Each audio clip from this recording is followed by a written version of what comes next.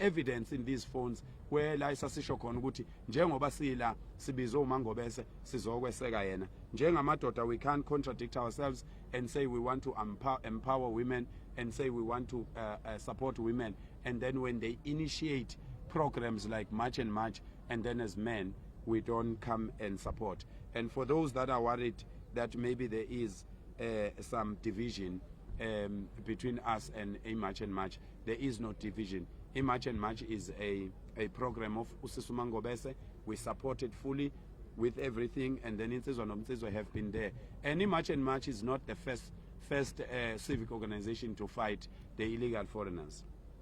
There was Put South Africa First, and people infiltrated it.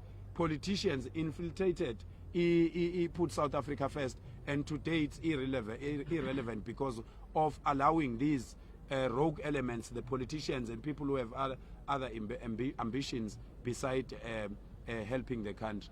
Itutula, Operation Tutula nayo indala kakhulu kune March and March, and it has done significant work in South Africa, and we can't be contradicting ourselves. City sifuna abantu behlangane, and we fail to recognize each other when we are supporting each other. So siyacela kubantu base South Africa ukuthi bangasebenzisi umoya omubi nomoya wokwehlukanisana lo okhandwa ipolitiki. Ingakho kungafanele lama civic organization alidwe abantu abanama ambitions epolitiki. Akufanele mangabe nje uleader umholi noma uyingxenye ye March and March ubese uba nama political aspirations, because siyazi ukuthi lapha kuma lokhu kuma organizations ethu abantu asebephethe lama march kwezinye indawo, abantu abafuna kuba ngama council. Yibo ke laba bathi mabebuka uphakela umthakathi besaba ukuthi mhlawumbe uphakela umthakathi ufuna lento nami engiyifunayo, ebese ethi umuntu uphakela umthakathi ufuna ukuthatha into kaMangobese kanti uzama ukuthi uMangobese angabi nabantu abaningi ukuze yena ezothola lento ayifunayo. Mina ngistrong weingane zakwethu, ngifuna nazo weintatheli la eSouth Africa bambalwa abantu abastrong njengami. Ngistrong physically, ngistrong emotionally, ngistrong spiritually, ngistrong nje ngayo yonke nje into. Ayikho into engingastrong ngayo. Ngisho ungakhuluma into embi kangakanani, there is nothing anyone in this world, in the entire universe, nobody can say anything that can, demoralize me.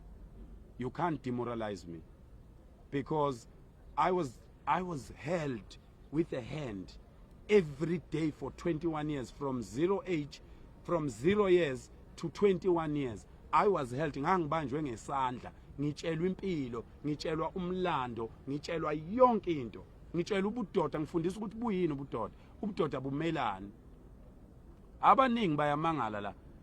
Uyabona kade ngithethiswa yenye indoda lapha ithi uyabona ke Phakela lento yakho lena ke manje yokuthi uhamba uqimbile lapha abafazi bethu sebethi ke manje indoda kufanele ibe nje, uyabona kube kungamanqoko, kodwa uya understand ukuthi kuhamba kuze kufike ezingeni lakho nabantu besifazane ngenxa yokwenza kahle indoda phambi kwabantu. Abantu besifazane bavukelwa yithemba lokuthi kanti amadoda khona, indoda into kufanele ibe kanje. Yingakho ke thina sikulwela ukuthi amadoda wabuyelwe yithemba, awabuyele ukuzethemba ayithande, abuye kube ubuqotho benza abantu bekubona, ubuqotho benze baningi abantu abangikhulisile mina la engingababiza ngamagama abadumile abakhona abadala baseParliament abakade beyingxenye impilo yami ngikhula, abazi kahle ukuthi kusukela ngina 7 years ngangivele nginje angishintshi. So laba baphuma umkhankaso ukuzama ukuthi bengingcolise noma bezama ukungiqeda amandla, akwenzeki kalula, ngoba yikho into ongayicinga ngame engcolile uyithole. Angiyiphili impilo engcolile, hayi ukuthi ngiyayifihla, anginayo impilo engcolile mina.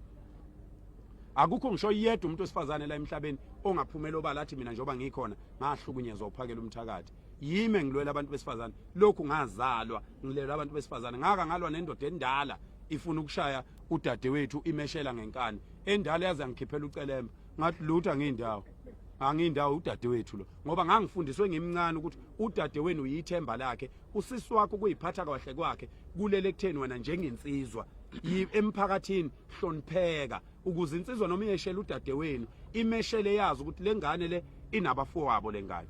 Angikwazi ukushela lengane ngenhloso yokufuna ukuyichaphaza. Ilokho kufanele sikubuyise sizinsizwa, ilokho kufanele sikubuyise. So lwaba bazama ukona lo msebenzi ongake sesiwenzile ngeke kwenzeke. South Africa njengoba injena nje amadoda angageqi indlebe. Amadoda njengageqi indlebe uningabona ukuthi kungabalula kanjani eSouth Africa lokho esizama ukukhanda yabo so ke abaningi sengisho ukuthi lensizwa lena ebikade ngifonela ingicela ukuthi ngicela umongameli kwaphela 20 minutes ngiphika ngithi cha mina ngihlangane nomongameli mina yini indaba ningangitsheli ukuthi kwakungo9 ebusuku yini indaba ningangitsheli ukuthi umongameli ufuna ukuthini kimi bese ngisho mina ngomphendula umongameli yenqaba lensizwa kwathunyelwa umuntu wesibili ngenqaba kwaze kwathunyelwa umuntu oseParliament wangifonela uxolo wangifonela umuntu oseParliament wazichaza ukuthi ungubani kwayima ngivuma ukujika eStandard Hall baqala ukungifonela ngakafika eStandard Hall bangifonela ngibheke eStandard Hall kwakusasele 35 minutes ngifike eStandard Hall ngajika eStandard Hall ngabuyela emuva eGoli ngahamba ngayohlangana nomongameli abaningi ke bakhala ngokuthi kungani uJacinta singamtshelanga thina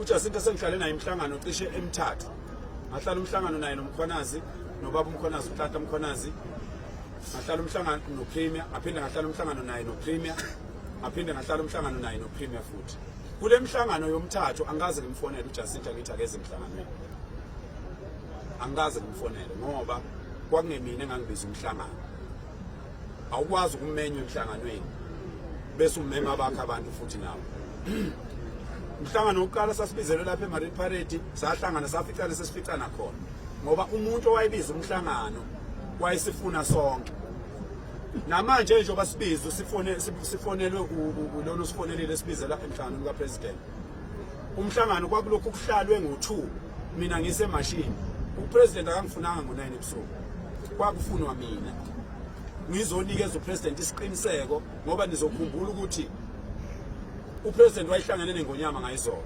iNgonyama yamnikeza isiqiniseko sokuthi uphakela umthakathi ngiyamazi angeke abantu bone mangabe ekho lapha azobe khona uPresident akakhululeke ngeke kuze konakale lutho uPresident ufuna lelo zwi kimi ufuna ukuzothi ndoda ade ngihlangene neNgonyama iNgonyama ithe akuzubonakala lutho kunamazwe akhathazekile asaba ukuthi azolanda idumbu eSouth Africa ngenxa yakho ngathi mina President ngeke isiyenzeke lo ayethembisa iNgonyama ngamethembisa uPremier ngiyakwethembisa nawe President uma kwenzeka kufa abantu bebulawa ngabantu abazobe behamba nami President cela ukhiphe order yokuthi uMkhwanazi akangibona ngathi ngiphuma uPresident ebusuku ngo11 abe ngithola ucingo lukababa uGeneral ubaba uKwalenkosi wathi indaba wangethembisa wathi ngeke kwenzeke lutho ngicela kusasa kwenzeke lokho ukuthi kwenzeke ngalendlela owasho ngayo wathi kuzokwenzeka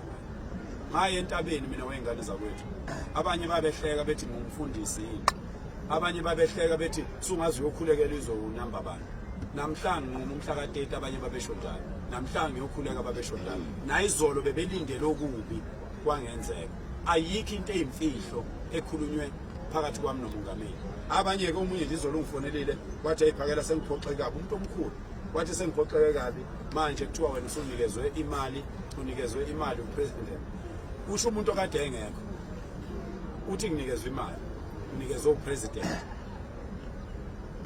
ngangena ngigqoka amashoba kuPresident ngibathe nalo ibhayi ngigqoka ubrand o-rust namashoba ngiqimbile ngangena ngahlangana naye ngigqoke kanjalo ngaphuma ngigqoke kanjalo ngangena nongizwe nomholi lona esasihamba naye nongubani sangena sigqoke kanjalo saphuma sigqoke kanjalo akekho umuntu owaphuma nemali lapha abantu abayeke ukuqagela izinto ukuqala okwesibili abantu abayeke ukuthi mabezonda ubaba uRamaphosa uPresident bese befuna sonke simzonke mina ngizondana kodwa engakutshela uPresident ngamtshela uPresident wazi wangibuza ukuthi ngafundaphi ngoba ngamela ukudoda lapha mina ngamtshela uPresident okokuqala wayizocela uPresident ephakamisa isiphakamiso sokuthi singakwazi ukuyihlehlisa lento ingabi ngomhla ka30 ngamphendula uPresident ngathi ngeke kusenzeke President ngoba okokuqala ukuzohlangana nawe bekungahlekiwe kungcono ngoba kade sayiqala lento siqala isimemeze ukube kwenzeka kwasheshe kwahlela kwasore kwahlaleka ngabe saselula isikhathi kodwa ngase ngimqinisekisa ngathi hayi president njoba president efuna sihlehlise akakhululeke umhla ka-30 deadline akusho ukuthi kusebenza kuphelile sicela ukuthi azi ukuthi upresident kuzoqhubeka even ngomhla ka-5 kunemarch evele ihleliwe ngomhla ka-7 kunemarch ngomhla ka-10 kunemarch kuyaqhutshekwa ngoba inkinga akayiphelile.